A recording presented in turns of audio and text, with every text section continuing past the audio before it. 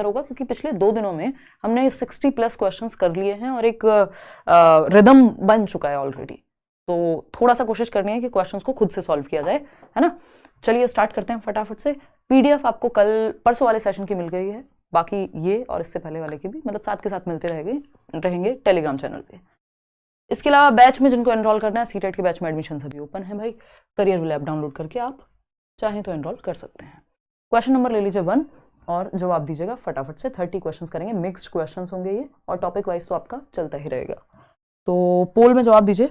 Question number 1 है, what is meant by sensitive period in child development, यानी बाल विकास में संवेदनशील अवधि से हमारा क्या मतलब है। मतलब संवेदनशील अवधि हम कहेंगे किसको, यानी जो सेंसिटिव पीरियड है हम उसको मतलब क्यों सेंसिटिव कह रहे हैं, इसका मतलब क्या है। या क्रिटिकल पीरियड भी यहाँ पे लिखा जा सकता था सेंसिटिव की जगह। आज हम शाम वाली क्लास में जो करियर पे हो रही थी उसमें भी हमने इस पे बात की थी। एडोलेसेंस में हम बात कर रहे थे कि क्रिटिकल पीरियड है, या जब हम अर्ली चाइल्डहुड की बात कर रहे थे तो हम कह रहे थे कि भाई सेंसिटिव पीरियड है फॉर लैंग्वेज डेवलपमेंट या क्रिटिकल पीरियड है फॉर लैंग्वेज डेवलपमेंट। तो उसका क्या मतलब होता है ये यहाँ पे पूछा है सिंपल कि sensitive, what do you mean by sensitive period for something. तो देखना है यहाँ पे बी ऑप्शन कितने लोग दे रहे हैं, 52% लोग। चलिए समझते हैं सेंसिटिव पीरियड से क्या मतलब है हमारा बाल विकास में। पहला है option, period concerning are rapid advances only in cognition and learning, यानी वो अवधि, वो पीरियड जहां पे सिर्फ हमारे कॉग्निशन यानी संज्ञान, हमारे दिमाग का विकास होता है और हमारी भाषा का, या हम कुछ सीख रहे होते हैं। तो सेंसिटिव पीरियड किसी भी चीज के लिए हो सकता है, जो आपके चारों प्रकार हैं PCSE, physical, cognitive, social and emotional development, इनमें से किसी के लिए भी या चारों के लिए भी सेंसिटिव पीरियड हो सकता है। बेसिकली सेंसिटिव पीरियड का मतलब है वो पीरियड, वो विंडो या वो टाइम पीरियड जहां पे आप किसी चीज को सीखने के लिए आप में क्षमता ज्यादा है, चाहे वो लैंग्वेज हो, चाहे वो आपका सोशलाइजेशन हो, चाहे वो आपकी फिजिकल ग्रोथ हो। बोलते हैं ना हम, एक बच्चा है जो एडोलेसेंस में है, जैसे मेरा भाई ही है, तो टीनेज में अगर कोई बच्चा है तो हमें पता है भाई इस उम्र में हाइट अच्छी बढ़ती है ना। तो हम क्या कहेंगे कि खाओ पियो अच्छे से ताकि शरीर बन जाए अभी से, मतलब अच्छे से। आपको हमारे पेरेंट्स भी यही कहते हुए आए कि भाई आगे तक काम देगा आज का खाया हुआ एंड ऑल। क्यों? क्योंकि वो क्या है, सेंसिटिव पीरियड है। किसके लिए? फिजिकल चेंजेस भी बहुत तेजी से हो रहे हैं एडोलेसेंस में, और आपके इमोशनल, साइकोलॉजिकल सारे प्रकार के चेंजेस हो रहे हैं। तो सेंसिटिव पीरियड मतलब लैंग्वेज डेवलपमेंट के लिए सेंसिटिव पीरियड क्या है, अर्ली चाइल्डहुड 2 से 6 वर्ष, जहां पे कोई चीज रैपिडली हो सकती है, वो सेंसिटिव पीरियड कह रहे हैं हम, है ना। या रैपिडली खराब भी हो सकती है और अच्छी भी बन सकती है, माहौल चाहिए होगा अच्छा, है ना। तो सेंसिटिव पीरियड का मतलब या क्रिटिकल पीरियड का मतलब है कि एक इंपॉर्टेंट पीरियड है जहां पर अगर सब कुछ ऑप्टिमम रहा तो विकास अच्छे से होगा, ठीक है ना। तो सेंसिटिव पीरियड लिखा हो चाहे क्रिटिकल पीरियड लिखा हो, हम समझ जाएंगे कि optimal period for development of specific capabilities, यानी विशिष्ट क्षमताओं के विकास के लिए सर्वोत्तम उपयुक्त अवधि कह सकते हैं हम, कि वो टाइम पीरियड है कि अलग अलग जो स्पेसिफिक सेंसिटिव पीरियड होगा जिस पर्टिकुलर स्किल के लिए या एबिलिटी के लिए, उसमें अगर हम माहौल दें, अच्छे से चीजें दें, तो वो बहुत तेजी से उस चीज की जो वो एबिलिटी है वो ग्रो हो पाएगी। जैसे लैंग्वेज के लिए सेंसिटिव पीरियड क्या है, अर्ली चाइल्डहुड। फास्टेस्ट पीरियड है, सबसे तेजी से भाषा विकास 2 से 6 वर्ष के बीच में होगा। इसी तरह से हम कह रहे हैं इन्फेंसी में जो है ग्रोथ बहुत तेजी से हो रही है, फिजिकल ग्रोथ, या एडोलेसेंस में बहुत तेजी से हो रही है। तो अलग अलग चीजों के लिए अलग अलग सेंसिटिव पीरियड हो सकते हैं। जबकि आप जितनी आसानी से भाषा आप 2 से 6 वर्ष का बच्चा सीख जाएगा, उतनी आसानी से 26 साल का इंसान लैंग्वेज नहीं सीख पाएगा। क्यों? क्योंकि जो ऑप्टिमल पीरियड था, जो सर्वोत्तम उपयुक्त पीरियड था, वो था अर्ली चाइल्डहुड या चाइल्डहुड भाषा विकास के लिए, है ना। चलिए खैर सी ऑप्शन देखते हैं, period in which development of only language can be accelerated. सिर्फ लैंग्वेज के बारे में नहीं है, ये किसी भी एक स्पेसिफिक एबिलिटी के बारे में, किसी भी डेवलपमेंट के प्रकार के बारे में हो सकता है। डी ऑप्शन पे आते हैं, period eight which physical growth is at its peak. Again किसी एक टाइप पे नहीं स्टिक करना, सेंसिटिव पीरियड है, किसी भी एबिलिटी के बारे में यूज हो सकता है। इतनी बात क्लियर है या कोई दिक्कत, परेशानी, दर्द, समस्या है यहां तक? बताइएगा एक बार। चलिए आगे नेक्स्ट क्वेश्चन पे बढ़ें। देखिएगा क्वेश्चन नंबर 2। क्वेश्चन नंबर 2 है, cephalocaudal principle of development states that, यानी विकास के स्रोतपदोन्मुखी या फिर सेफेलोकॉर्डल सिद्धांत से हमारा क्या मतलब है, ये पूछा है। पहला ऑप्शन है, development proceeds from head to toe, यानी विकास की जो दिशा है वो सर से पैर की ओर जाती है, हेड टू टो, ठीक है जी, हेड टू टो। तो विकास सिर से पैर तक होता है। सेफेलोकॉर्डल, सेफेल का मतलब ये खोपड़ी, तो खोपड़ी से पैर के अंगूठे तक जाएगा विकास, पहले बच्चा सर संभालना सीखेगा, गर्दन संभालना सीखेगा, फिर ये वाला पोर्शन, फिर टांगों पे कंट्रोल आएगा तो वो खड़े होना सीखेगा, लेग्स को जो है अपना बैलेंस करके, फिर पैरों पे कंट्रोल जाएगा। तो हेड टू टोल या लॉन्गिट्यूडिनल, लंबवत भी कह देते हैं इसको हम। विकास सिर से पैर तक होता है। ये हम प्रिंसिपल्स ऑफ डेवलपमेंट जब पढ़ रहे थे बैच में, आपने प्रीवियस वीडियो देखा होगा, तो ये बात हम कर चुके हैं सैकड़ों बार। ठीक है जी, तो ये एक बेसिक बात हो गई। सेंटर टू एक्सट्रीमिटीज, केंद्र से सीमाओं की ओर प्रॉक्सिमो डिस्टल कहलाता है ना। सेफेल का मतलब ये खोपड़ी यानी सर से पैर की ओर, हेड टू टो। तो ये तो गलत हो जाएगा, यहाँ पे टो टू हेड कुछ नहीं होता, पैर के अंगूठे से उल्टा थोड़ी चलेगा, दिशा ही नहीं है ये तो कोई।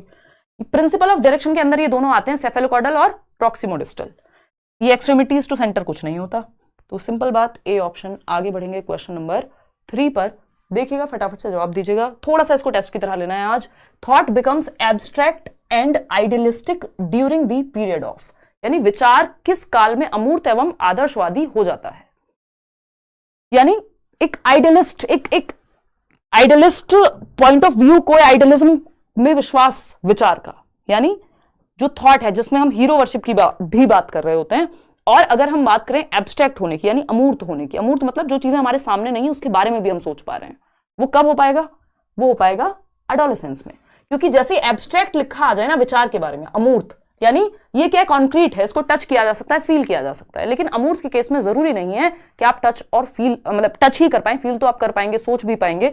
कोई कॉन्सेप्ट हो सकता है, जैसे जेंडर बायसनेस की अगर हम बात कर रहे हैं, तो ये कोई ऐसी चीज नहीं है कि जिसको मैं आपको हाथ में लेके दिखा दूं, देखो ये जेंडर बायसनेस है, अंटिल अनलेस मैं एक पिक्चर ना दिखाऊं आपको, वहां से फिर भी कुछ हद तक उसको कॉन्क्रीट रूप में समझा जा सकता है। ठीक है ना। तो adolescence is the right option over here. 12 से 18 वर्ष, और WHO की माने तो 10 से 19 वर्ष की अवधि को हम क्या कहेंगे भाई? एडोलेसेंस यानी किशोरावस्था कहेंगे। आइडेंटिटी क्राइसिस होता है इसी में। ये एज है, पीरियड ऑफ रिवोल्ट है, ट्रांजिशनल पीरियड है, ब्रिज पीरियड है ना, vocational anxiety, lack of emotional stability, ये सारे इसके गुण हैं या दुर्गुण कह लीजिए आप। ठीक है ना। चलिए खैर, तो थॉट आइडियलिस्टिक और एब्स्ट्रैक्ट होगा। इन्फेंसी की अगर हम बात करें तो जन्म से 2 वर्ष का काल है, सेंसस के थ्रू बच्चा सीखेगा। 3 से 6 या 2 से 6 मानते हैं यहाँ पे अर्ली चाइल्डहुड को, 6 से 12 हम लेटर चाइल्डहुड को। ये मिडिल चाइल्डहुड भी सेम ही, अगर लेटर ना लिखा हो तो समझ जाओ मिडिल चाइल्डहुड वाली एज वही काम करेगी जो लेटर चाइल्डहुड में काम करती है। ठीक है ना। चलिए खैर, किशोरावस्था था इसका सही जवाब। क्वेश्चन नंबर 4 देखिएगा एक बार, क्या कहता है भाई क्वेश्चन नंबर 4, देखिएगा। Rearranging schemas linking them with other schemas to create a strongly interconnected cognitive system in Piaget's theory is referred to as। बहुत अच्छा क्वेश्चन है। पियाजे के सिद्धांत में एक दृढ़ता से परस्पर जुड़े संज्ञानात्मक प्रणाली बनाने के लिए स्कीमा को पुनर्व्यवस्थित करना, उन्हें अन्य स्कीमा के साथ जोड़ना। देखिए इसमें एक वर्ड पूरा घुमा सकता है, अन्य स्कीमा के साथ जोड़ना, फिर से व्यवस्थित करना। तो एक बार को जो है आ सकता था, कहीं ना कहीं हम कहते हैं भाई लिंक कर रहे हैं, लेकिन ये स्कीमा को लिंक करने की बात हो रही है। किसी स्कीमा को ठीक करना, नया स्कीमा बनाना, रीअरेंज कर रहे होते हम, या फिर एडजस्ट कर रहे होते, तब हम कहते थे कि एकोमोडेट कर रहे हैं। बट आपस में स्कीमास को जोड़ना वो ऑर्गेनाइजेशन का काम है। और ये मैं आपके साथ हमेशा डिस्कस करती हूँ, जब भी हम पियाजे डिस्कस करते हैं, प्रॉपर डिटेल में डिस्कस करते हैं। आज भी कोई बैच में बोल रहा था ना, इतने डिटेल में क्यों पढ़ रहे हैं, इतने डिटेल में, इतने स्लो इसलिए चल रहे हैं ताकि मुश्किल क्वेश्चन अगर इस तरह का आए, ये मुश्किल नहीं है क्वेश्चन, लेकिन जिसने पढ़ा नहीं है ठीक से उसके लिए मुश्किल हो जाएगा, है ना। तो संगठन भाई 2 प्रोसेसेस है ना, हमने इक्विलिब्रियम में समझा था कि एक तो हो जाती है आपकी अडेप्टेशन की प्रोसेस जिसमें आप एसिमिलेशन और एकोमोडेशन पढ़ते हैं, और दूसरी तरफ है ऑर्गेनाइजेशन। तो जितने भी स्कीमा हैं, स्कीमा क्या है, हमारे ब्रेन में इंफॉर्मेशन के पैकेट्स हैं, या इंफॉर्मेशन, स्टोर्ड इंफॉर्मेशन के बॉक्सेस बने हुए हैं एक तरह से, है ना। अब एक स्कीमा मान लीजिए चाइल्ड डेवलपमेंट के बारे में है, दूसरा कुछ ईवीएस के सिलेबस के बारे में है, सीटेट की मैं बात कर रही हूं यहाँ पे, चौथा किसी और चीज के बारे में, रिलेशनशिप्स के बारे में है। अब ये सारे स्कीमा इंटरकनेक्टेड भी तो होते हैं, तो इनको इंटरकनेक्ट करने का मतलब है आप ऑर्गेनाइज कर रहे हैं। जैसे घर में अलमीरा में आप सामान को ऑर्गेनाइज करते हैं, वैसे दिमाग में आप स्कीमा को भी ऑर्गेनाइज करते हैं, क्योंकि मल्टीपल स्कीमा आपके ब्रेन में होंगे। तो ये एकोमोडेशन इसलिए नहीं कहलाएगा क्योंकि सिर्फ पुराने स्कीमा को चेंज करने की बात नहीं हुई है, स्कीमास को क्या करने की बात हुई है, ऑर्गेनाइज करने की बात हुई है। एसिमुलेट होता है कि ऐड किया आपने कोई नया स्कीमा, कुछ नया ऐड किया। मैचुरेशन होता है टाइम के साथ आपके जेनेटिक कैरेक्टरिस्टिक्स का अनफोल्ड होना। क्वेश्चन नंबर 5 पे चलेंगे। ये क्या कहता है भाई, देखते हैं फटाफट से। क्वेश्चन नंबर 5 कहता है, children in dash stage can solve problems mentally but the problems themselves have to be related to materials and not symbols. यानी बच्चे खुद से समस्या का समाधान इस अवस्था में, इस स्टेज में निकाल सकते हैं, लेकिन शर्त एक है कि प्रॉब्लम्स जो हैं वो सिर्फ मटीरियल से रिलेटेड होनी चाहिए, ना कि सिर्फ सिंबल्स से, है ना। सिंबल क्या होता है, ए बी सी डी, 2 + 2 4, ये सब सिंबल्स का इस्तेमाल करते हैं हम। सिंबॉलिक स्टेज कौन सी है, pre operational. Pre operational age क्या होती है, 2 से 7। लेकिन इन्होंने कह दिया कि समस्याएं कैसी होनी चाहिए, सामग्री से संबंधित, मटीरियल से संबंधित, मटीरियल जिसको छुआ जा सके, देखा जा सके, प्रतीकों से संबंधित नहीं। प्रतीकों की अवस्था फिर 2 से 7 होती है, तो ये होगी नहीं। मटीरियल की अवस्था जस्ट प्रतीक के बाद है, यानी सिंबॉलिक स्टेज के बाद क्या आता है, कॉन्क्रीट ऑपरेशनल। प्री ऑपरेशनल को सिंबॉलिक बोलते हैं, इसके जस्ट बाद कॉन्क्रीट ऑपरेशनल आएगा, क्योंकि यहां पे मटेरियल के थ्रू प्रॉब्लम को सॉल्व करने की बात हुई है कि आपको एक क्यूब दे दिया गया, वो होता है ना, क्या बोलते हैं उसको, कुछ तो रूबिक क्यूब या कुछ तो बोलते हैं ना, जिसमें हाँ रूबिक ही बोलते हैं आई थिंक। तो उसमें अलग अलग कलर्स होते हैं, लोग उसको अरेंज कर रहे होते हैं, वो क्या है, एक मटेरियलिस्टिक या कॉन्क्रीट प्रॉब्लम सॉल्विंग हो गई एक तरह की, जहां पे मटेरियल आपके सामने है, आप उसको टच कर सकते हैं, फील कर सकते हैं। ठीक, तो सिर्फ सिंबल्स में बात नहीं हो रही है। ठीक है जी।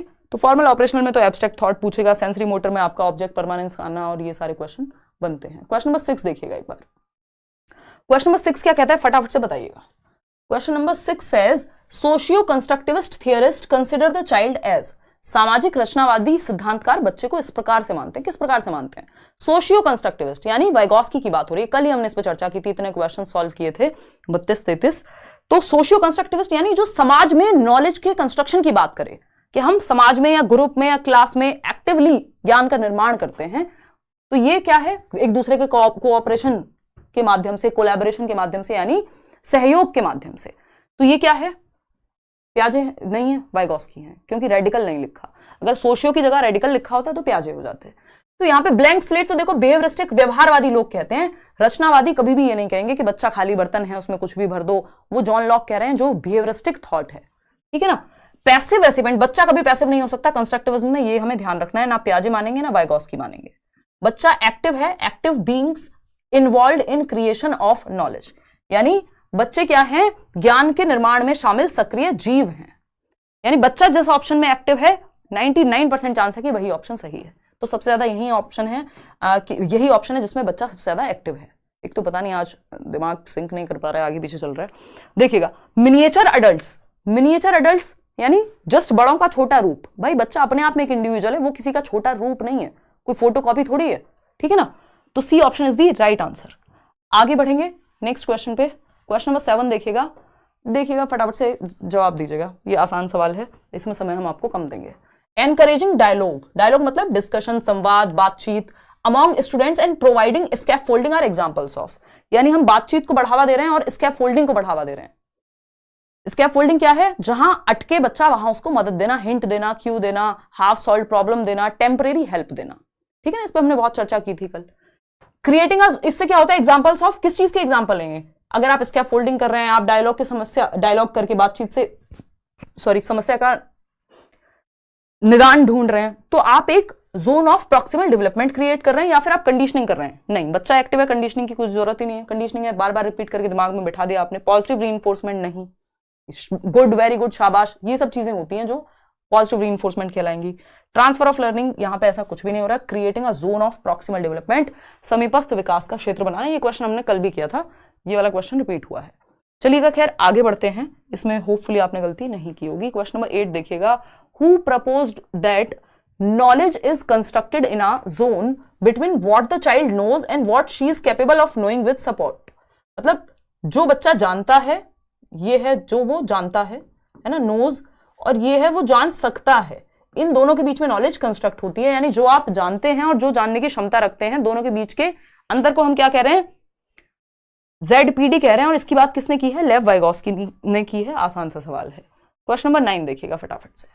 क्वेश्चन नंबर 9 क्या कहता है भाई, क्वेश्चन नंबर 9 कहता है which of these situations is illustrative of a child centred classroom.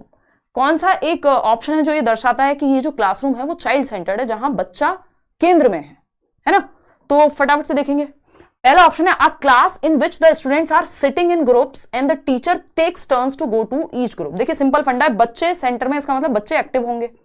जिस ऑप्शन में बच्चा एक्टिव मिलेगा वो वैसे भी हमारा 99% जो है ऑप्शन सही हो जाता है, अगर बच्चा एक्टिव है तो, है ना। तो क्वालिटी इंक्रीज कर लो अगर किसी को बफरिंग का सामना करना पड़ रहा है तो। देखो एक बार, ए ऑप्शन 89% लोग कह रहे हैं। A class in which the students are sitting in groups and the teacher takes turns to go to each group. एक कक्षा जिसमें छात्र समूहों में बैठे होते हैं और शिक्षक बारी बारी से प्रत्येक समूह में जाते हैं। कल हमने एक क्वेश्चन किया था, टीचर क्या होता है चाइल्ड सेंटर्ड एजुकेशन में? मोबाइल। मोबाइल मतलब जैसे मोबाइल को एक जगह से दूसरी जगह लेके जा सकते हो, वैसे ही टीचर भी एक से दूसरी जगह मूव कर सकता है। ऐसा नहीं एक जगह फिक्स हो गया और वहीं से चौक फेंक फेंक के मारेगा। मतलब एक एग्जाम्पल है। तो टीचर एक्टिव, बच्चा एक्टिव, दोनों एक्टिव है ना। टीचर मोबाइल है और फर्नीचर मूवेबल है, कल हमने बात की थी, उल्टा नहीं है।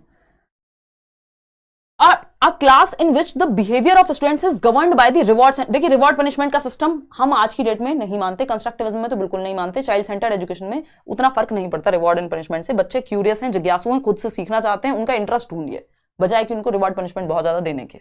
A class in which the teacher dictates and the students are asked to memorize। देखिए रट्टे लगाना, ये मेमोराइज वर्ड ही अपने आप में नेगेटिव हो जाता है कि आप बच्चे को 2 एकम 2 2 दूनी 4 याद करवा रहे हैं। A class in which the students do whatever they want while the teacher watches them silently। देखिए चाइल्ड सेंटर्ड का मतलब ये नहीं है कि टीचर का कोई रोल ही नहीं है। चाइल्ड सेंटर्ड क्लासरूम में बच्चे भी एक्टिव होते हैं और टीचर भी एक्टिव होता है, दोनों एक्टिव होते हैं, है ना। जहां बच्चों को जरूरत है वहां टीचर मिलेगा। A option is the right answer. Question number 10 देखिएगा फटाफट से, इस क्वेश्चन को ध्यान से करिएगा। The idea of ideal reciprocity as exhibited in the golden rule is the key characteristic of which stage of moral development according to Kohlberg. यानी golden rule के अनुसार आदर्श पारस्परिकता का विचार कोलबर्ग के अनुसार नैतिक विकास के किस चरण की प्रमुख विशेषता है? देखिए रेसिप्रोसिटी की बात हो रही है ना। The idea of ideal reciprocity. Ideal reciprocity क्या है? आदर्श रूप। क्या अच्छा मैं बता दूंगी तो फिर आप जवाब सही दे देंगे, खुद से कोशिश करिए एक बार इसकी, और इसको डिटेल में भी समझेंगे। बताइएगा एक बार। जी पूजा धन्यवाद। चलिए बहुत बढ़िया। डी ऑप्शन 43% लोग कह रहे हैं। Good boy good girl orientation, बिल्कुल। आइडियल रेसिप्रोसिटी का मतलब है मेरे माँ बाप खुश होंगे यदि मैं ये करूंगा, मतलब कुछ ना कुछ तो ट्रांजैक्शन चल रही है, ठीक है ना। ये गोल्डन रूल है यहाँ पे कि आपको प्लीज करने के लिए कोई एक्टिविटी करनी है। D option is the right answer. इसको इस बार इस गोल्डन रूल पे अलग से चर्चा करेंगे हम लोग, अलग अलग स्टेज में अलग अलग बातें इसके बारे में कही गई हैं, ठीक है। तो रेसिप्रोसिटी, क्योंकि यार टिट फॉर टैट का तो ऑप्शन नहीं है, वैसे भी आप अगर सब कुछ छोड़ दें टिट फॉर टैट का ऑप्शन नहीं है। जो सेकेंड स्टेज होती है म्यूचुअल एक्सचेंज की, कि you scratch my back and I will scratch yours, ठीक है ना, कि तुम मुझे खून दो मैं तुम्हें आजादी दूंगा, मतलब वो कहीं ना कहीं एक तरह से वो वैसे ही वर्क करता है, हालांकि वो एक डिफरेंट चीज है, बट कि भाई तुम मेरे को एक बच्चा है जो लंच नहीं लेके आया तो वो दूसरे बच्चे से मांग रहा है कि कल मैंने भी तो तुमको लंच खिलाया था, तो वो टिट फॉर टैट वाली स्टेज का यहाँ कोई ऑप्शन नहीं है, तो हमारे पास यही बच जाता है good bye nice girl orientation.